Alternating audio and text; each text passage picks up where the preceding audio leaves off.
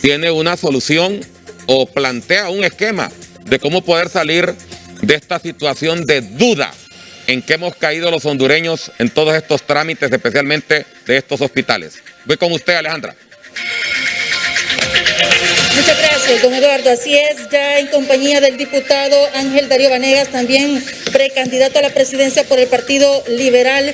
Definitivamente, ¿cómo marca nuestro entorno actual debido al mal uso de los recursos, también a la poca capacidad de nuestros funcionarios?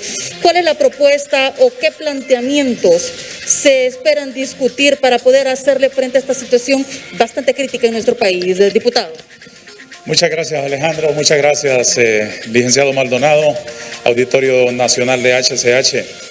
No hay duda que el país vive momentos difíciles, momentos dramáticos, pero nuestro sistema hospitalario y el sistema sanitario en general del país no es que está malo desde que comenzó el coronavirus. El problema del sistema hospitalario ha sido estructural, ha sido deteriorado por el abandono de las políticas públicas que no han establecido como prioridad en los presupuestos la salud, la educación, la seguridad del pueblo de Honduras, y el presupuesto ha sido muy mal diseñado y se ha enfatizado demasiado en el gasto y mucho menos en la inversión social para tutelar estos que son derechos humanos de los ciudadanos, el derecho a la salud de calidad, el derecho a la educación, el derecho a la seguridad, etcétera. Pero la pandemia del COVID-19 ha puesto de relieve el deterioro del sistema sanitario nacional, agregándole a eso una muy mala práctica gubernamental a través de operaciones opacas que no han permitido, por ejemplo, que las operaciones de Inves, comprando hospitales, pagando de buena fe 47 millones de dólares, estén ya funcionando. Mientras todos esos enredos burocráticos continúan, el pueblo necesita de asistencia. Tenemos una elevadísima cifra de contagios que sobrepasa los 31,000, según datos oficiales, y tenemos también una cifra macabra, dramática, de muertes que ya llevan cerca de 900, según los registros oficiales. Agregado a eso, las malas prácticas, las prácticas de la corrupción, que me parece que nos abocan a una necesidad nacional de trasladarnos de nuestra protesta y de nuestra indignación por la corrupción, por la lentitud, por la falta de respuestas, a la propuesta. Y precisamente de acuerdo a lo que usted cuestiona, Alejandra, yo creo que este es un momento de tomar decisiones para el país como las decisiones que se toman en los países después de una guerra, que son decisiones para reconstruir la nación por entero. No se trata de salvar al gobierno, de salvar una administración en particular, se trata de salvar al pueblo de Honduras y salvar las empresas y salvar al sector productivo, y para eso me parece que una cosa fundamental en este momento es llamar a una convergencia, a un encuentro, a un diálogo de todos los sectores productivos, de todos los gremios de la nación hondureña, para ponernos de acuerdo en propósitos nacionales. Número uno, salvar a nuestra población de los embates enormes, dramáticos del COVID-19. Y número dos, prepararnos para las consecuencias que esta emergencia sanitaria tendrá en el sector productivo y que protejamos sobre todo los empleos. Me parece que el Estado debería de llamar a los expertos, deben tener voz.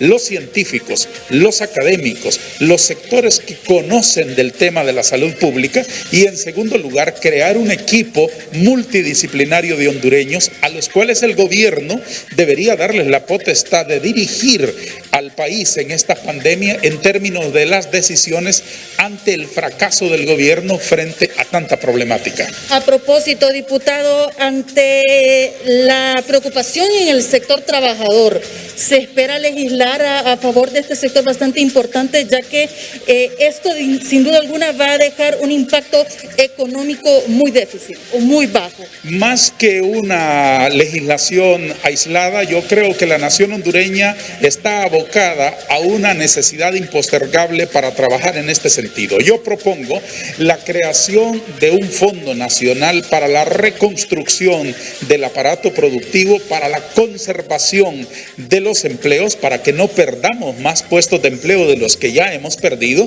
y para que no se sigan deprimiendo nuestras empresas. Un fondo que podría ser a través de la figura legal del fideicomiso, para que en el comité del fideicomiso para manejar esos fondos esté integrado por personalidades de distintos sectores del país, no solo del gobierno, de la sociedad civil, de la empresa privada, incluso de organismos internacionales, para dar fe del buen manejo de un fideicomiso que puede estar fortalecido con fondos de la tasa de seguridad, que de emergencia se deberían canalizar a esto, recursos extranjeros de los que Honduras está autorizado por el Congreso a firmar préstamos, de contribuciones incluso del sector privado, fondos nacionales, fondos de reserva nacional, para que de ese fondo se pueda trabajar, por un lado, en darle respuesta inmediata a la salud del pueblo de Honduras y por otro lado, en auxiliar a las micro, a las pequeñas y a las medianas empresas.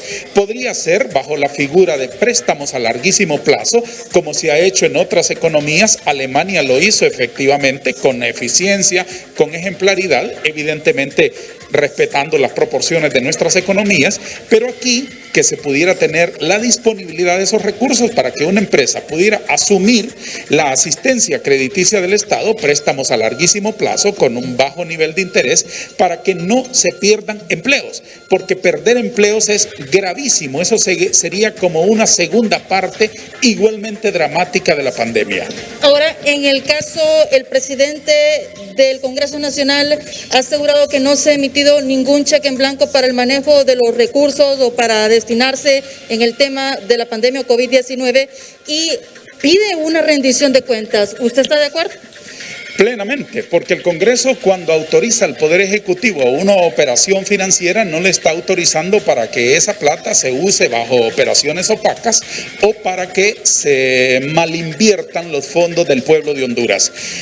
Es cierto, ningún gobierno, ninguna nación estaba preparada para una pandemia como la del COVID-19, pero para lo que siempre debemos estar preparados todos es para actuar con honestidad, con honradez, con absoluta transparencia, con rendición de cuentas.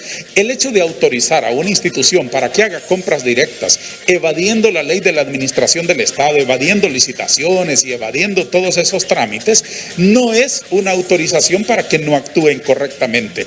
Muchísimo más allá del mal manejo de fondos, también hay mal manejo técnico en las operaciones. Fíjese usted que ahora no coinciden las declaraciones del barco con las facturas de las copias, están esperando facturas originales y esa serie de enredos, mientras ocurre que en Puerto Cortés están detenidos 78 contenedores presuntamente con 2 hospitales, el pueblo de Honduras necesita asistencia médica para atacar los embates del coronavirus. Eso no se puede seguir permitiendo.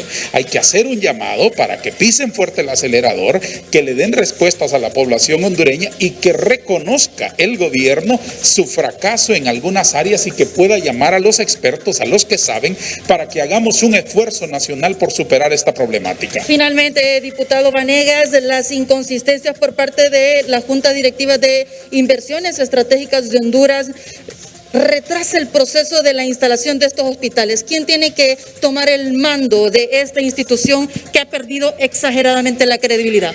Esta institución tiene un consejo directivo en el cual participan personalidades del gobierno, personalidades de la sociedad civil, de la empresa privada, que tienen también que responder, porque los directores ejecutivos de las instituciones no se gobiernan solos. Ellos tienen una junta directiva sobre ellos que también tiene que responderle al pueblo de Honduras. Aquí lo más importante es que haya respuesta para los ciudadanos, independientemente de cuál institución hizo las compras o tomó el control de los presupuestos para traer hospitales, mascarillas, equipo de bioseguridad, equipo de protección para los trabajadores sanitarios. Más allá de eso debe haber una respuesta eficiente, porque el pueblo de Honduras está sufriendo y el acceso a la salud de calidad no es un favor de ningún gobierno, no es un favor de un político, es un derecho humano, es un derecho que garantiza nuestra Constitución y así debe verse y así debe respetarse. Muchísimas gracias al diputado Ángel Darío Vanegas, también precandidato a la presidencia por parte del Partido Liberal. Don Eduardo, no sé si usted tiene alguna consulta, si no, regresamos con ustedes a los estudios.